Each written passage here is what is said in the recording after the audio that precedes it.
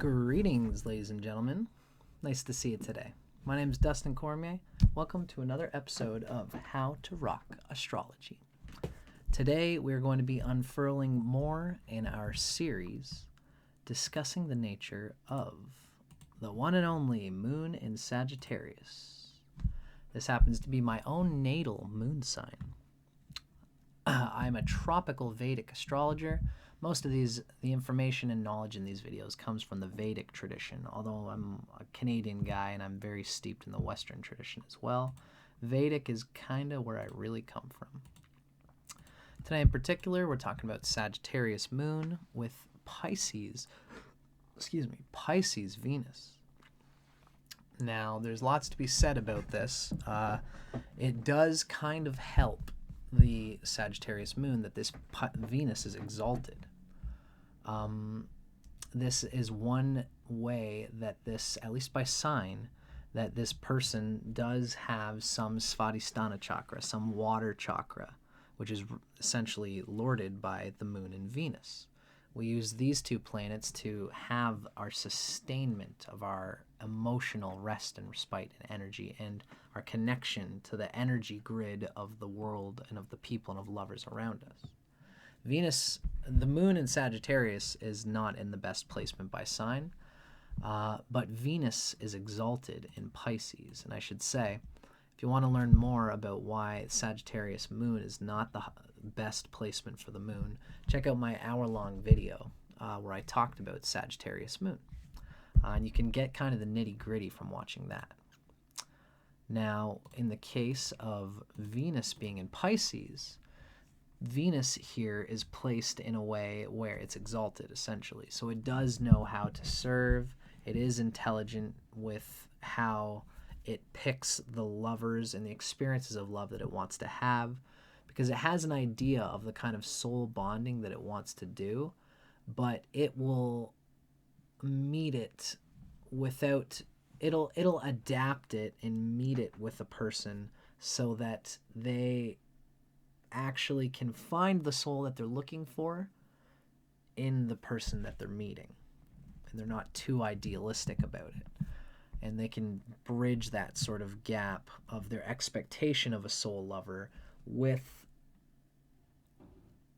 the nature of the person who's ultimately what they are. And a lot of the nature of everyone we meet isn't exactly cohesive to what we want in a lover. But Venus and Pisces can find something close enough that they internally are getting what they seek. Unfortunately, this is a bit more difficult for this combination because of this fourth house aspect. This moon is already one that kind of lives in its head in an idealistic way. But something we have to say about this combination is that the moon is starving Venus. It might not be that heavy. It depends on a certain aspect that we're going to talk about. But essentially, in this situation, the moon is causing more idealism.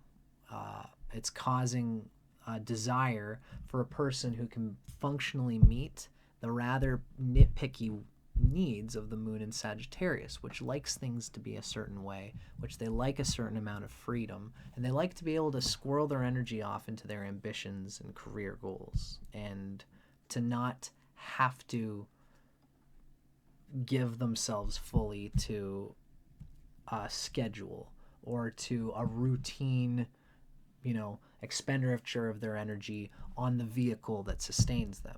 This is the type of person who runs on fuel, who tries, at least Sagittarius Moon by sign, runs on fuel and doesn't necessarily always think about giving its vehicle, its lovers, its Venus, or its family and friends, the most nurturing that they really deserve.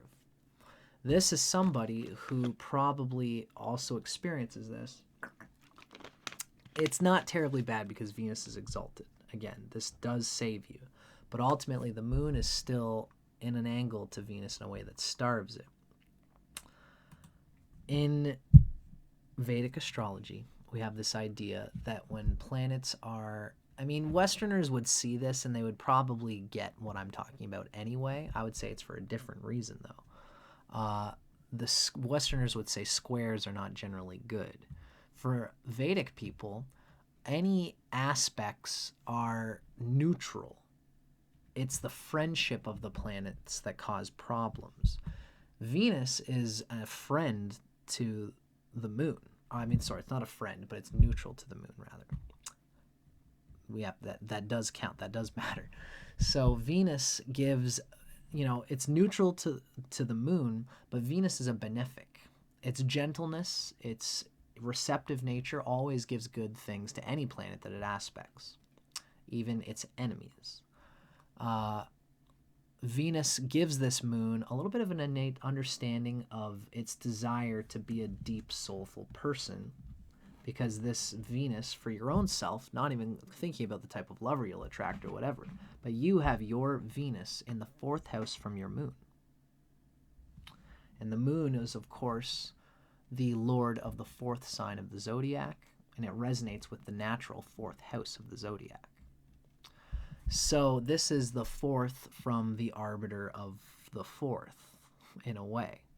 So this Venus is going to teach you, by its natural aspect, at least a little bit about what you like, about your desires, and about what makes you kind of happy, and how you can enjoy a sentimental life experience. But, as we say in Vedic astrology, the moon is an enemy to Venus. And with this particular 4th house aspect, the moon is basically starving this Venus. I'm going to show my aspect graph in just a moment, but I want to finish the thought here by saying that moon starving Venus typically conveys that the ego, the needs, the nature of the person that is particularly individuated and wants to be an individual, it makes it so that this person has a difficult time enjoying what Venus is bringing to this person because of this aspect. And I just want to show this little graph here. This is the aspects of the Sun, Moon, and Mercury and Venus according to Vedic astrology. Essentially at 90 degrees, which is different from the 270 degrees. That's different from the 10th house aspect. The 4th house aspect, 90 degrees, when a planet like Venus, for example, Venus is about 90 degrees away from the moon in this case, depending on the orb. And you can see here, the further the orb is, it makes it a little bit less painful and less starvation aspect. But ultimately, this is a 4th house aspect generally, certainly by sign, and it generally conveys that this Venus is getting starved by the moon. So when the moon starves Venus, what happens is that our nature that we need to convey in order to feel comfortable is ultimately going to overtake what Venus is trying to throw out there as an enjoyable, separate item, as its own enjoyment nature. The moon kind of overtakes our ability to fairly share mutual enjoyment and value with others. It's because this is it can be at its worst when the moon starves Venus. It can be a narcissistic placement where we cater to people's needs within sole intent that they're going to stay with us and give us what we want. So we just kind of give them enough of what we think they want in order that we can make specific demands to them in order to give us what we want. This is when the moon starves Venus. This sign is a particularly deadly sign. This combination is a particularly deadly one for this to happen.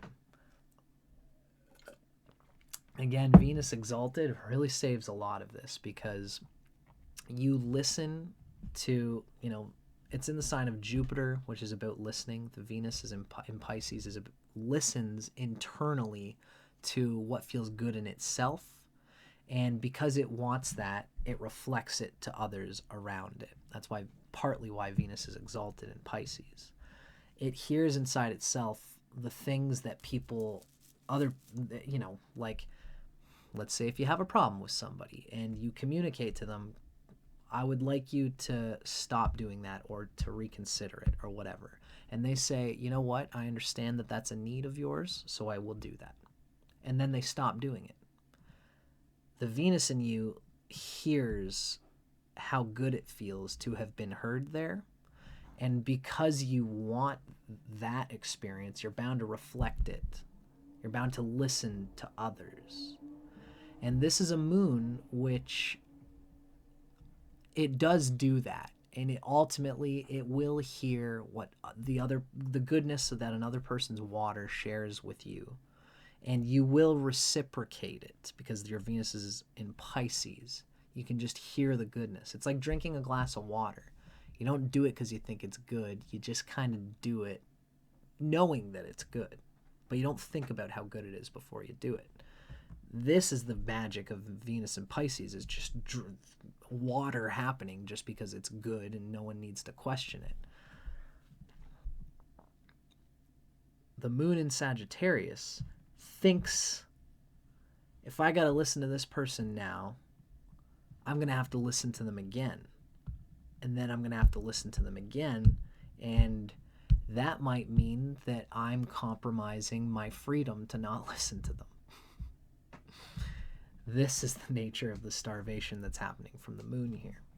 It's a silly quandary, but this is kind of how, I talk in my other video about, one of the problems with any moon that is close to Scorpio is that it doesn't want to need others. It wants to be able to get through things itself.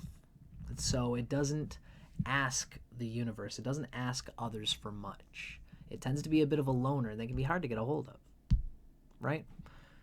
For help or to help them, and it's really a difficult thing when Sagittarius moon is going through some struggles and it needs to call on people for, especially early in life, unless you've got a good strong 4th house and a good strong 7th house, or, a 7th lord, or Venus is generally strong in its own way or whatever. It can be generally tough for Sag moon to really reach out there and ask people for help because it wants to not need them. And this is really, but for the moon close to proximity of the debilitation point. Remember, debilitation and exaltation work by proximity.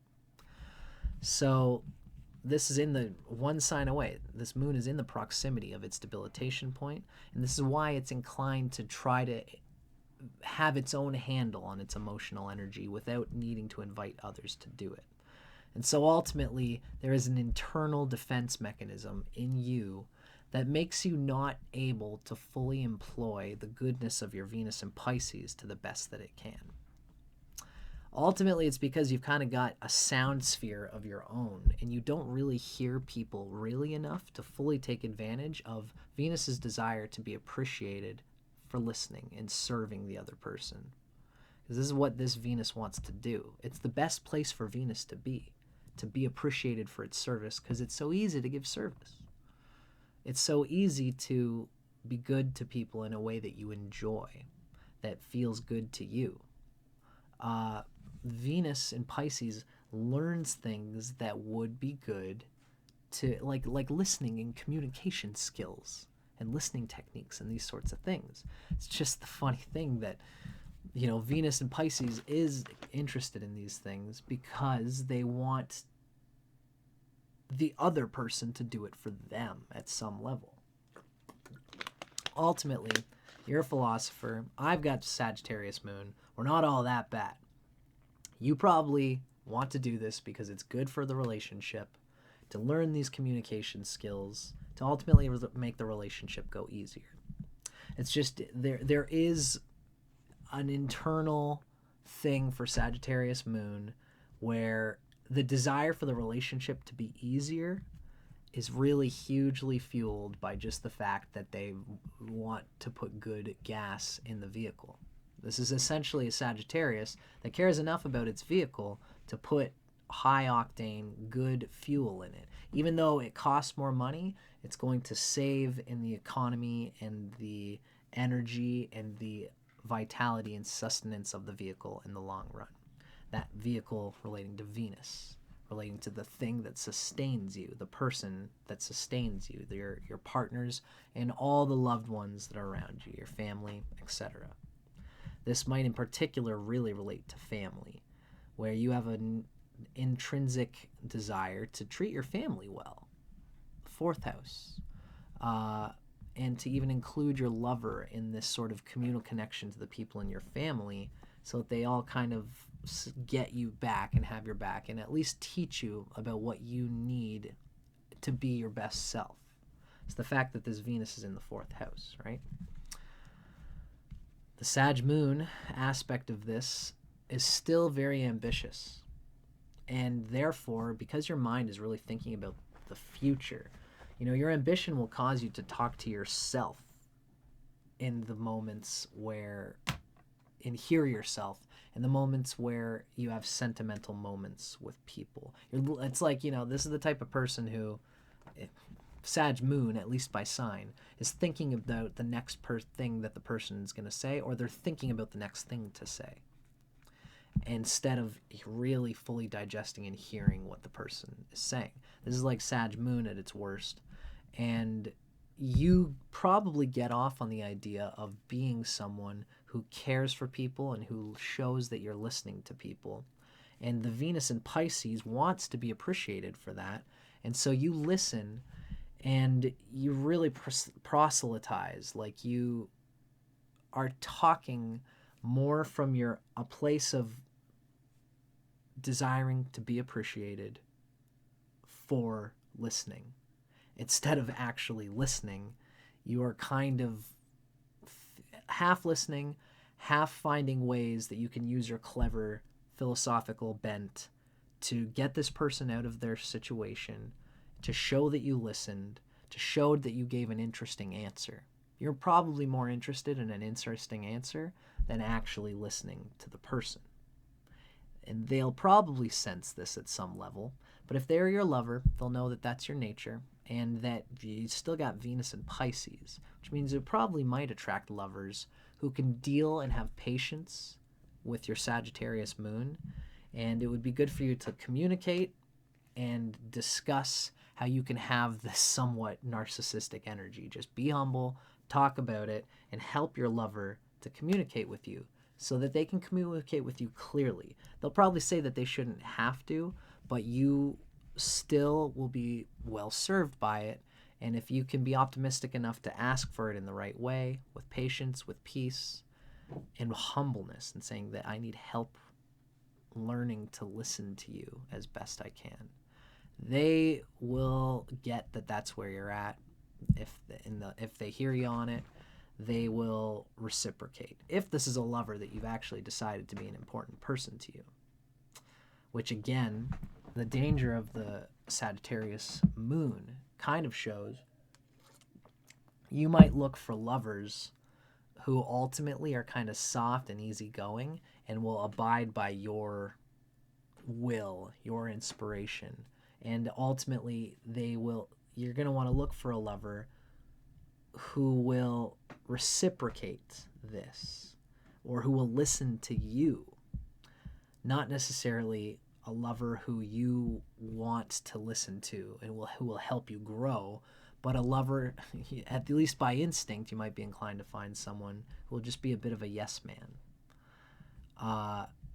so that you can feel good about catering to this yes man energy, catering to their needs in a way that you can just have marked like a dart. But you should try to find somebody who is a worthy partner for you, who isn't just going to make you feel glamorized about the fact that you can listen to them and you have easy ways of kind of entertaining them emotionally. Look for a lover, value yourself, value your love, and look for something that's deeper than just that yes man syndrome.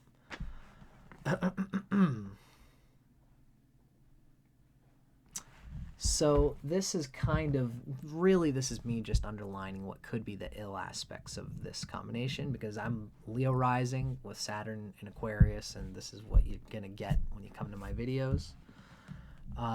ultimately, that this aspect, like anything when it comes to the moon, I do have to say this is important.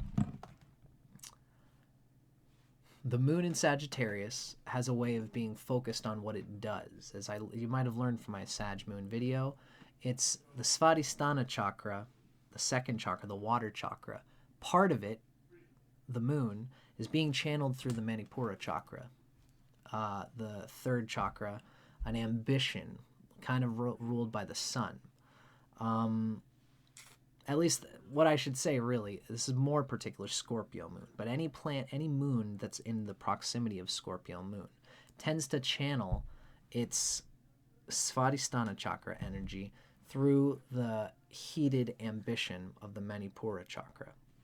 And this causes you to be very interested in your ambition, in your career, and in an idea of what you want to do, of what you're doing, which is more about the sun nature. The sun is what you do from 9 to 5. The moon is who you are, who you build around you. And the moon, the Svadhisthana chakra, is supposed to be sustaining what the sun wants to do. In this combination, so this is what I'm trying to say here first. The first chakra, the earth chakra, resonates with Mercury, according to this particular model of Vedic astrology. It's earthy management of our functional material needs. The second chakra is the Svadhisthana chakra. It's ruled by Venus and the moon. And this has to do with what we have in our lives that is the come down from the Manipura chakra, the fire chakra. How do we enjoy and sustain our lives and do it in ways that are relaxingly giving to others so that they can relaxingly give to us? And by doing that, the water chakra douses the ambitions of the fire chakra. That's how it's supposed to be. With this combination, the moon, being in Sagittarius, is still very close to Scorpio. The water chakra of the moon is channeled through the fire chakra, which means it likes to be very ambitious. It kind of relaxes by doing things that are not relaxing. And building on its recreational ambitions and desires, and etc. Now, like I said, the Svadhisthana chakra is ruled by the moon as well as Venus. Venus is the other arbiter of the water panchatattva, of this water, this connection to the resource and energy grid network around us. Venus in Pisces, at least by sign, does cause you to be able to kind of attract people, at least if this Venus has strength in its own way. Because exaltation isn't going to save you. This Venus can still be devastated by other things, just like your moon can still be uplifted by other things. We're just talking about signs here.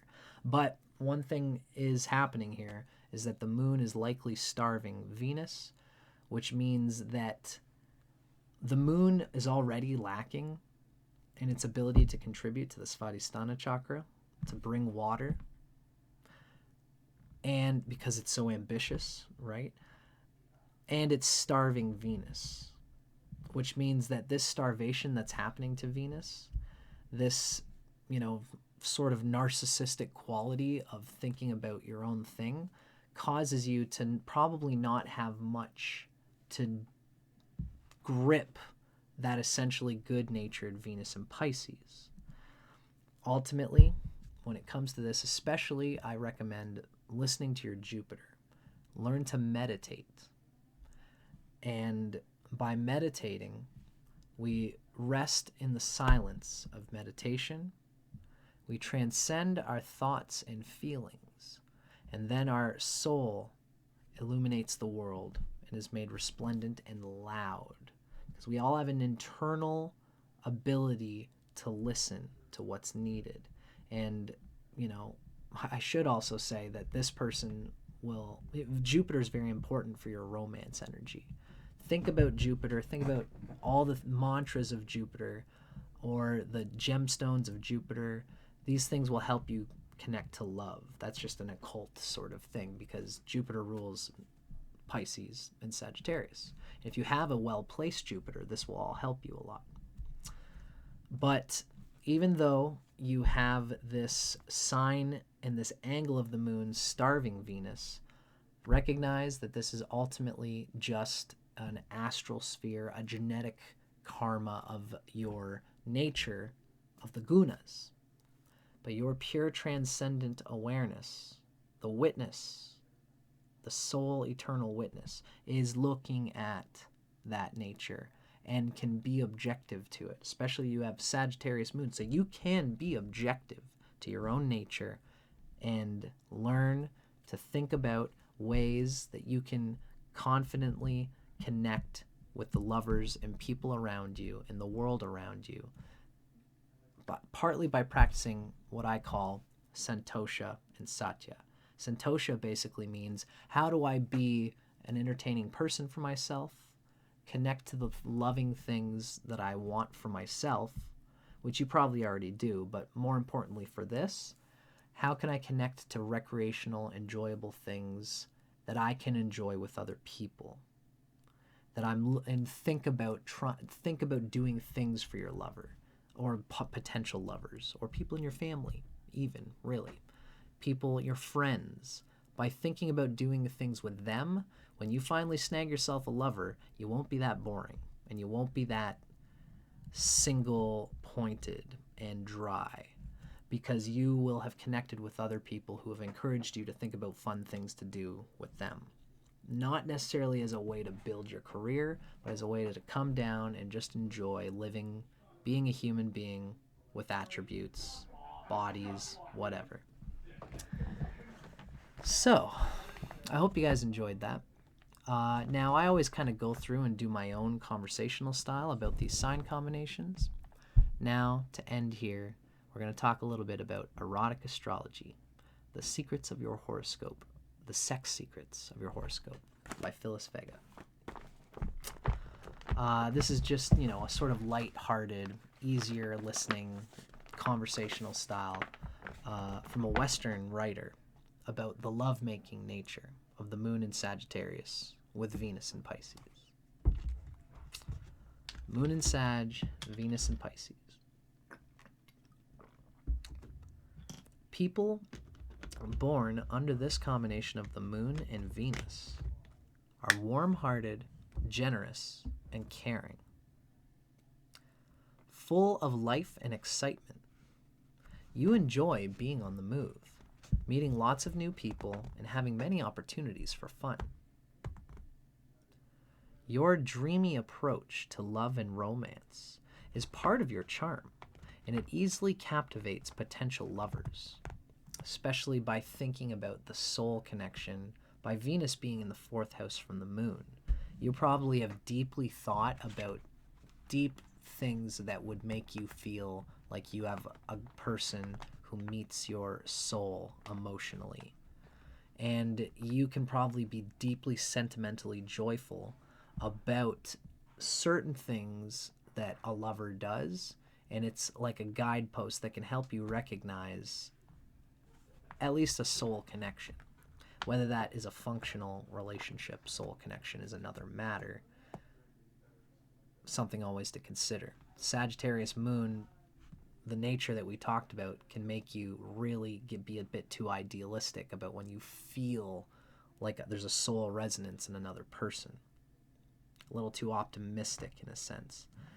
Go through them and enjoy them, but eventually time will sober you up if you have a good Jupiter, so that you know the faint impressions of those things that gave you that soul experience in an optimistic way. Jupiter will teach you how to be more discerning about it, so that it's ultimately a soul connection that's also connected not to a fantasy, but to your personal dharma, to your soul's meaning and purpose in life, which will probably include your ambition a little bit, because the moon is in Sagittarius. So your lover will do things that make you feel like they are connected to you in the soul, which will excite you for this excitement's sake, but will also be sattvic and connect to your deepest soul purpose. Your ideal mate responds to your unique, highly intuitive style of loving with grateful enthusiasm. They respond to your unique, highly intuitive style of loving with grateful enthusiasm. Lovely. And that's definitely, there's an emotional, fun and kind of juicy sort of thing. Like really Pisces, I always say, is way more Jupiter and fun and bouncy than the Neptunian thing that most people convey it to be. This is an honest person, a blunt, but in a way that can be teasy and sexy and endearing at the same time. I'm usually leaning more towards big, glittery-eyed, romantic, and endearing, but kind of fun in a fun sort of bouncy little way, especially if Jupiter is well placed. I hope you guys enjoyed that. I hope that was a fun, clear, informative discussion. My name is Dustin Cormier for How to Rock Astrology. Let me know in the comments what you thought. I'd love to hear your ideas and what you think. Keep your eyes peeled because I always got more stuff coming along the pipe. Cheers. Thanks for watching.